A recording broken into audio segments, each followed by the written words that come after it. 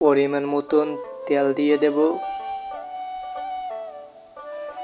তেলটা গরম হয়ে গেলে পেঁয়াজ মরিচ সব কিছু সুন্দরভাবে দিয়ে নিতে হবে। দিয়ে তারপর এগুলো সুন্দর করে লাইরে নিতে হবে। পরিমাণ মতন লবণ দিতে হবে, পরিমাণ মতন হলুদ দিতে হবে, তারপর পরিমাণ মতন মরিচ দিতে হবে, পরিমাণ মতন ধনিয়ার গুঁড়ো দিতে হবে, পরিমাণ মতো জিরা বাটা দিতে হবে, পরিমাণ মতো মশলা দিয়ে দিতে হবে।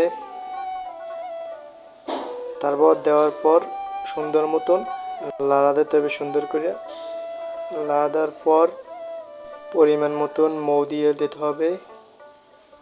মৌ দেওয়াটা হইলে ভালো করে এগুলো একটু লাড়তে হবে।